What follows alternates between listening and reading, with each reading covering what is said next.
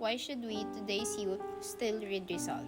In 1956, the Philippine Congress passed Republic Act 1425, also known as the Rizal Law. This law requires us to study the lives and works of our national hero, Dr. Jose Rizal. But why does this still matter today?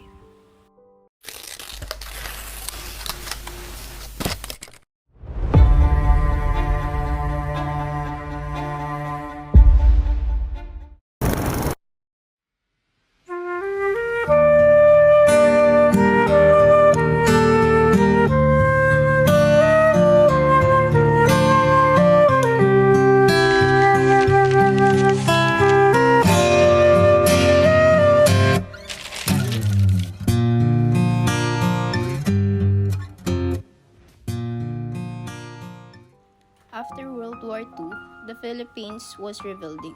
Lawmakers like Senator Claro M. Recto and Senator Jose P. Laurel pushed for the Rizal Law to strengthen Filipino nationalism. But it wasn't easy. Some groups opposed it, especially those who feared Rizal criticism of the Spanish priors.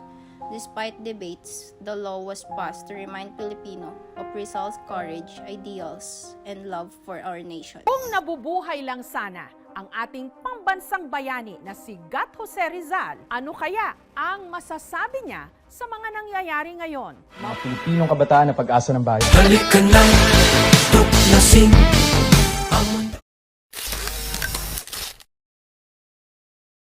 Nandito naman po si Mr.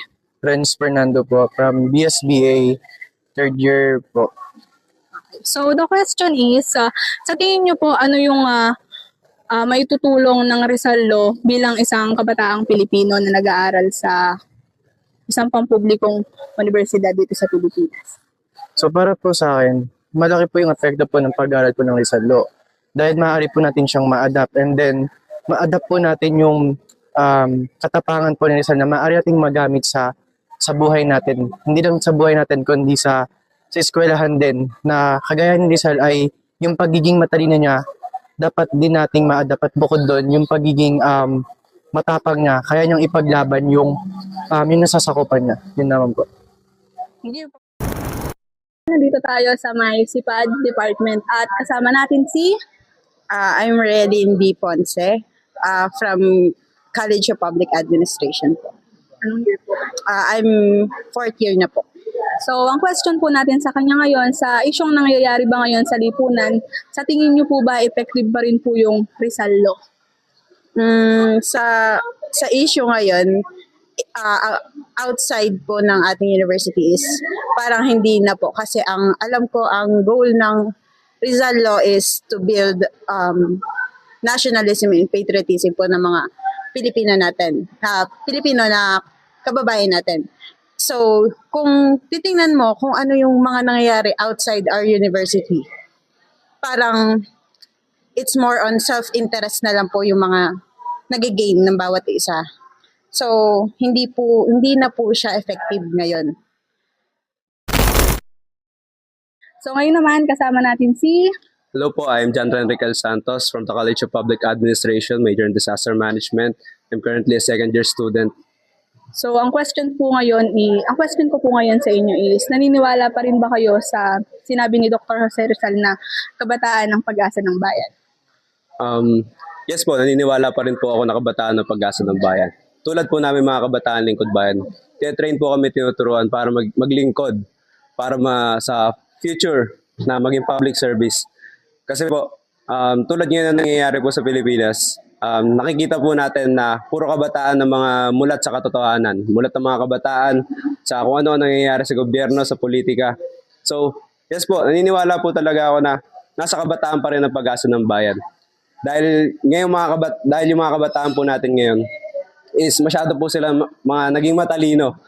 So, doon lang kailangan nila i-research kung ano yung tama. Hahanapin po nila yung katotohanan para sa ating mahal na Pilipinas. And yun po, Sa tanong po, naniniwala pa rin po ako na kabataan ng pag-asa ng bayan. Yun lamang po. Thank you po.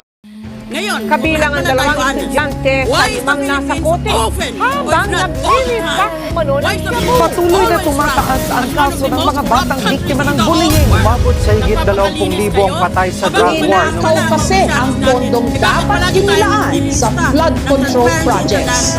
As one of the most corrupt countries. Rizal's work reminds us to fight ignorance, injustice, and corruption, not with violence, but with education and civic responsibility. Just as Rizal exposed the truth in his novels, today's student must seek truth in the world of disinformation. Rizal wrote for us, the future Filipinos. Now, it's our turn to live his vision. Read Rizal, know your history, and be part of the change.